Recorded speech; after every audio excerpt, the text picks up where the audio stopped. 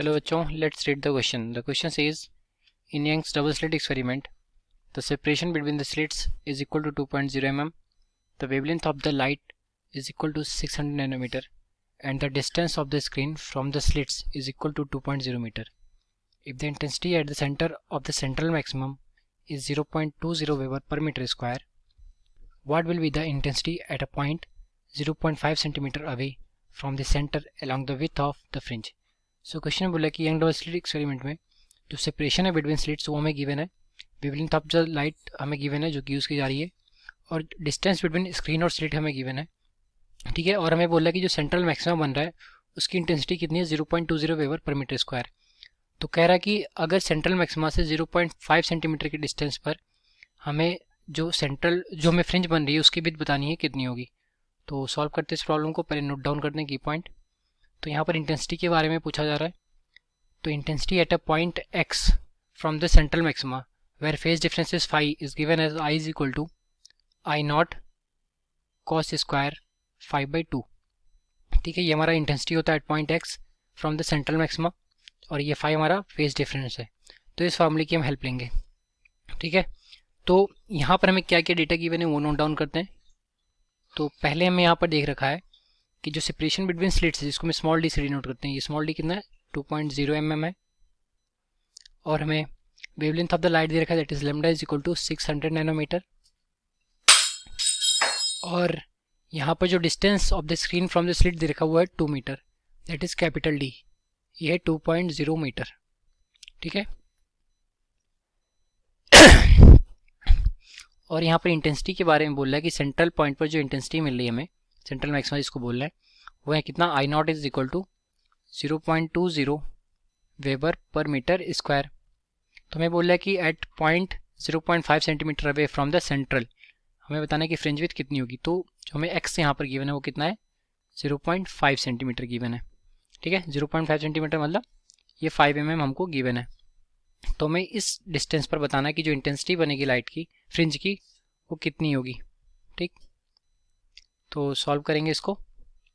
तो जो fringe width का फार्मूला होता है that is beta is equal to lambda capital D by small D होता है।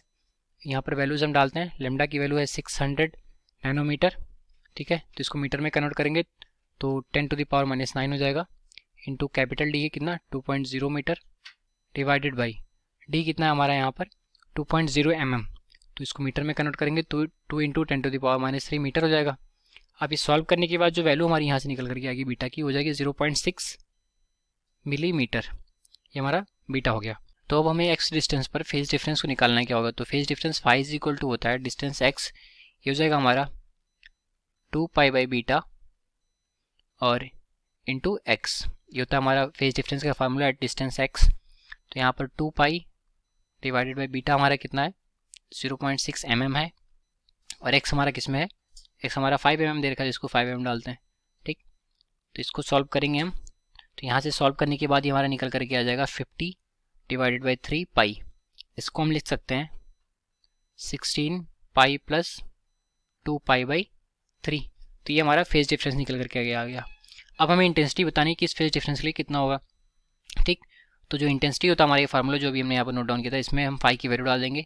तो आई इज इक्वल टू हो जाएगा हमारा आई नॉट कॉस स्क्वायर, फाई की जगह कितना हो जाएगा 16π प्लस 2π/3।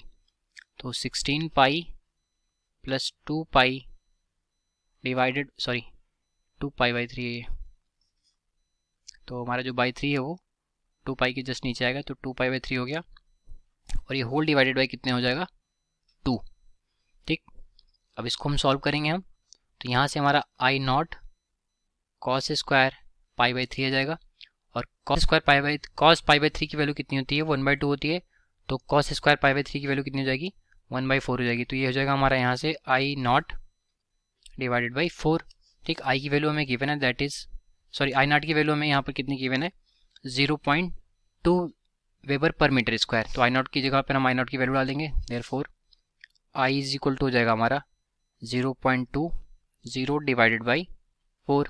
इसको सॉल्व करेंगे हम।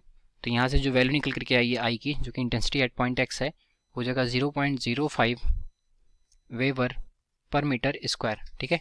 तो इस तरीके से जो हमारी इंटेंसिटी निकल करके आ गई वो कितनी आ गई 0.05 वेबर पर मीटर स्क्वायर। तो हमने इस क्वेश्चन में क्या किया, इसको समराइज़ करते हैं। तो हमें बोला था कि सेंटर से 0.5 सेंटीमीटर डिस्टेंस पर हमें इंटेंसिटी बतानी है जो फ्रिंज बन रही है उसकी क्या होगी। तो हमने इंटेंसिटी का फॉर्मूला यूज़ किया, that is I is equal to I naught cos square 5/2। ठीक है, फिर हमने गिवन डेटा उसको यहाँ पर लिखा, फिर हमने फ्रिंज विड्थ निकाली, उसके बाद हमने इसकी हेल्प से फेज डिफरेंस निकाल लिया एट पॉइंट एक्स, फिर हमने इस फार्मूले की हेल्प से वहाँ पर आई की वैल्यू को फाइंड आउट कर लिया जो कि 0.05 वेबर पर मीटर स्क्वायर निकल करके आया। तो ये रहा हमारे इस क्वेश्चन का answer. I hope you understood it well. All the best, thank you.